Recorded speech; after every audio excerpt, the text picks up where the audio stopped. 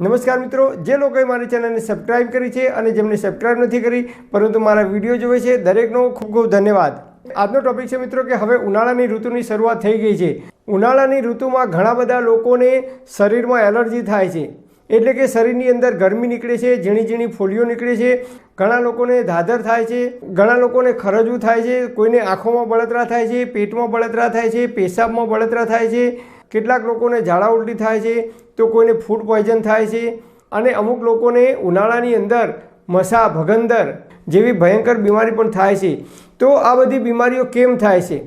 તો ચરક ઋષિએ ઉનાળાની અંદર આ 7 વસ્તુનું આપણે સેવન ના કરવું જોઈએ એવું સ્પષ્ટ શબ્દોમાં કહ્યું છે। તો ઉનાળાની ઋતુની અંદર આ 7 કઈ કઈ વસ્તુઓ છે જેનું સેવન નહીં કરવું એવું આયુર્વેદની અંદર ચરક ઋષિએ આપણને સૂચન કર્યું છે।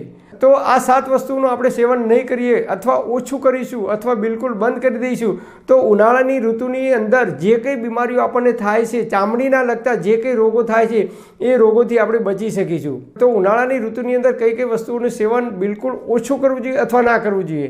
ઉનાળાની ઋતુની અંદર ગરમીના કારણે આપણા શરીરની અંદર પિત્ત વધે છે અને પિત્ત વધવાને કારણે આપણા લોહીની અંદર પણ પિત્ત વધે છે, એટલે કે લોહીની એસિડિટી થાય છે। એસિડિટી 2 પ્રકારની કહેલી છે, એક પેટમાં બળતરા થાય એને એસિડિટી કહે છે અને બીજી લોહીમાં એસિડિટી થાય, મતલબ કે લોહીની અંદર પિત્ત વધે તો લોહીની એસિડિટી થાય તો ચામડીના લગતા અનેક રોગ આપણને થવાની શરૂઆત થઈ જાય છે। તો આ રોગથી બચવું હોય તો શું કરવું જોઈએ? નંબર 1, સૌથી પહેલાં તો આયુર્વેદમાં ચરક ઋષિએ કહ્યું છે કે ઉનાળાની ઋતુની અંદર કાચું મીઠું બિલકુલ બંધ કરી દેવું જોઈએ અથવા ઓછું ખાવું જોઈએ। મતલબ કે આપણે જોઈએ તો ઉનાળાની અંદર આપણે છાશ પીએ તો છાશની અંદર ઉપરથી મીઠું ભભરાવીને પીએ છીએ, કાકડી ખાઈએ, ટામેટું ખાઈએ કે કાચી કેરી કાપીને ખાઈએ તો પણ આપણે ઉપરથી મીઠું ભભરાવીને ખાઈએ છીએ। મતલબ કે કોઈ પણ વસ્તુ આપણે ખાઈએ તો એની અંદર ઉપરથી જે મીઠું નાખીને ખાઈએ છીએ એ વધારાનું મીઠું, એ કાચું મીઠું નહીં ખાવું એવું આયુર્વેદની અંદર ચરક ઋષિએ કહ્યું છે। કારણ કે વધારે પડતું મીઠું ખાવાને કારણે આપણા શરીરની અંદર પિત્ત વધે છે અને એના કારણે ચામડીના રોગો થઈ શકે છે।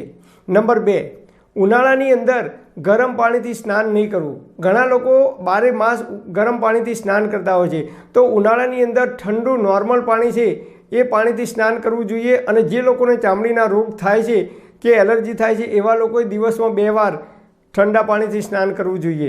નંબર 3, ઉનાળાની અંદર લાલ મરચું એટલે કે ગરમ પદાર્થો, તીખા અને તળેલા પદાર્થો બિલકુલ ઓછા કરવા જોઈએ અથવા બંધ કરી દેવા જોઈએ। જે લોકોને ઉનાળાની અંદર એલર્જી થતી હોય કે શરીરમાં ગરમી નીકળતી હોય એવા લોકોએ ઉનાળાની અંદર તીખા અને તળેલા પદાર્થો બિલકુલ બંધ કરી દેવા જોઈએ।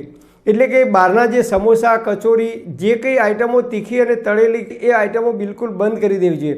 અને બહારના જે પેકિંગવાળા ખોરાક આવે છે, જંક ફૂડ, સિંગ ભુજિયા હોય કે વેફર હોય, એ દરેકની અંદર મીઠું નાખવામાં આવે છે, એ આઈટમો પણ ખાવાની બિલકુલ બંધ કરી દેવી જોઈએ જે લોકોને ચામડીના લગતા રોગો થાય છે ઉનાળાની અંદર એ લોકોએ। નંબર 4, કાચી અને ખાટી વસ્તુ ના ખાવી જોઈએ, એટલે કે કાચી કેરી અને કાચી આંબલી આ 2 વસ્તુ બિલકુલ ઓછી કરવી જોઈએ અથવા ના ખાવી જોઈએ, કારણ કે એ પિત્તવર્ધક છે। જે લોકોને ચામડીના રોગ થાય છે એવા લોકોએ બિલકુલ બંધ કરી દેવી જોઈએ। આમળા, લીંબુ, દાડમ, અનાનસ આ વસ્તુ તમે ખાઈ શકો છો, એ અપવાદરૂપ છે।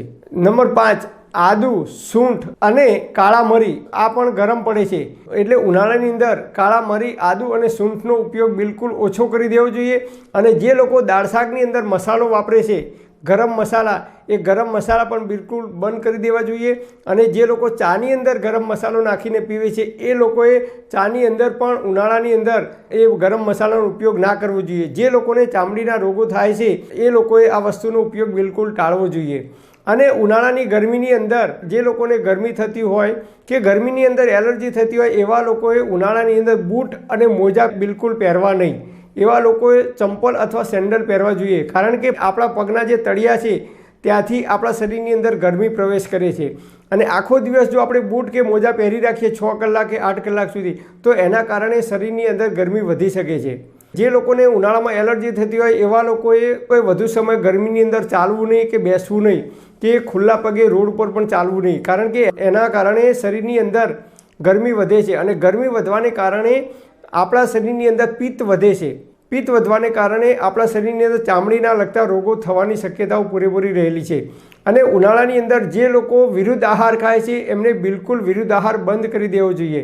એટલે કે દૂધ સાથે દહીં, દૂધ સાથે ડુંગળી, આ જે વિરુદ્ધ આહાર છે એ વિરુદ્ધ આહાર બિલકુલ બંધ કરી દેવા જોઈએ, નહીં તો ચામડીના રોગો થાય છે, પાઇલ્સ, મસા, ભગંદર જેવી બીમારી પણ થઈ શકે છે અને ફૂડ પોઈઝન પણ થઈ શકે છે, ઝાડા ઉલટી પણ થઈ શકે છે અને ઉનાળાની અંદર લીવરનો પ્રોબ્લેમ ખાસ થાય છે, કારણ કે લીવર કામ ના કરવાને કારણે આપણા શરીરની સફાઈ યોગ્ય રીતે થઈ શકતી નથી.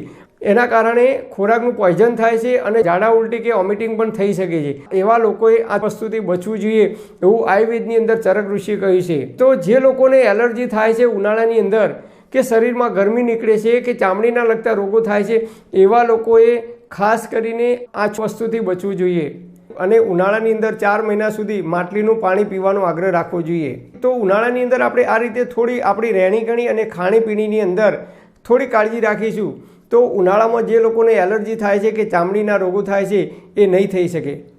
પરમપિતા પરમાત્મા આપ સર્વેને તંદુરસ્ત અને નિરોગી રાખે એવી હૃદયપૂર્વક મારી પ્રાર્થના.